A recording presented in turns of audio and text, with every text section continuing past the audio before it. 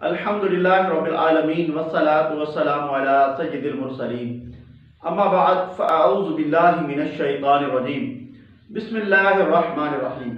حضور نبی کریم رؤوف الرحیم صلی اللہ تعالیٰ علیہ وآلہ وسلم کا فرمان عالی شان ہے، جسے یہ پسند ہو کہ اللہ عز و جل کی بارگاہ میں پیش ہوتے وقت اللہ عز و جل اس سے راضی ہو تو اسے چاہیے کہ وہ مجھ پر کثرت سے درود پاک پڑھا کرے۔ اللہم صلی علی سیدنا و مولانا محمد وعلی آلہ وصحبہ وبارک وسلم۔ کئی ہزار سال پہلے روئے زمین پر اللہ عز و جل کے ایک ولی کی حکومت تھی جن کا نام اسکندر اور ان کا لقب ذوالقرنین تھا۔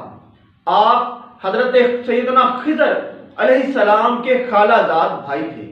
آپ کو پوری دنیا کی بادشاہت اور مشرق اور مغرب کے سفر کا اعزاز بھی حاصل تھا۔ ایک مرتبہ آپ رحمۃ اللہ تعالی علیہ شمال کی جانب سفر کے دوران ترکستان کے مشرقی کنارے پر واقع دو بلند اور بالا پہاڑوں کے درمیان پہنچے۔ ان پہاڑوں کی ایک طرف یاجوج ماجوج آباد تھے، جبکہ دوسری طرف ایک اور قوم رہا کرتی تھی۔ اس قوم کے لوگوں نے آپ کی بارگاہ میں یاجوج ماجوج کے فساد پھیلانے کی شکایت کی اور ساتھ ہی مال کی بھی پیشکش کی اور ایک مضبوط دیوار بنانے کا کہا تاکہ یاجوج ماجوج دوسری طرف نہ آ سکیں۔ یاجوج ماجوج کون ہیں؟ یہ انسان ہیں اور کافر ہیں۔ یہ جس جاندار کے پاس سے گزرتے ہیں اسے کھا جاتے ہیں۔ یہ موسم بہار میں اپنے غاروں سے نکل کر سبزہ کھا جاتے اور خشک چیزیں اٹھا کر لے جاتے۔ ان کے پنجے اور دانت درندوں جیسے اور ان کے بال اتنے لمبے کہ جسم کو چھپا لیتے ہیں۔ حضرت سیدنا ذوالقرنین رحمت اللہ تعالی علیہ نے قوم کی مالی پیشکش قبول نہ کی بلکہ فریاد رسی کرتے ہوئے فرمایا، مجھے تمہارے مال کی حاجت نہیں، بس جسمانی قوت کے ساتھ میری مدد کرو۔ چنانچہ آپ نے پتھروں کے سائز کے لوہے کے ٹکڑے منگوائے اور زمین کھودنے کا حکم دیا۔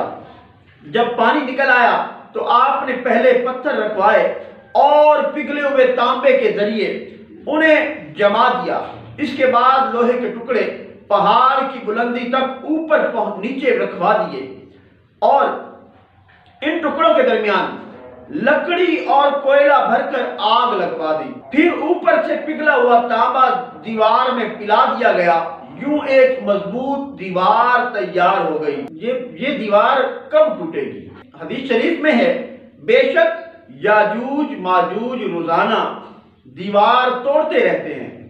جب وہ مکمل ٹوٹنے کے قریب ہوتی ہے تو انہیں سورج کی شعاعیں نظر آتی ہیں۔ اتنے میں ان کا بڑا کہتا ہے کہ چلو باقی کل توڑیں گے۔ اگلے دن اللہ تعالیٰ اس دیوار کو پہلے سے بھی مضبوط بنا دیتا ہے۔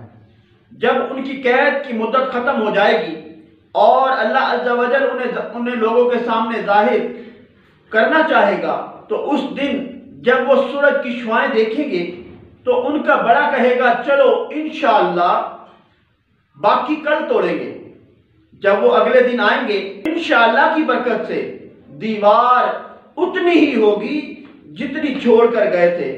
یوں وہ بقیہ دیوار توڑ کر باہر آ جائیں گے۔ دیوار توڑنے کے بعد یہ زمین میں خوب قتل و غارت گری مچائیں گے۔ یہ سب قیامت کے قریب ہوگا۔ حضرت سیدنا عیسیٰ علیہ السلام ان کی ہلاکت کے لیے دعا فرمائیں گے تو اللہ عز و جل ان کی گردنوں میں کیڑے پیدا فرما دے گا جس سے یہ فوراً مر جائیں گے۔ پوری زمین پر ان کی لاشوں کی بدبو پھیل جائے گی۔ پھر اللہ عز و جل ایک قسم کے پرندوں کو بھیجے گا جو ان کی لاشوں کو اٹھا کر جہاں خدا چاہے گا وہاں پھینک آئیں گے۔ یوں یاجوج ماجوج کا خاتمہ ہوگا۔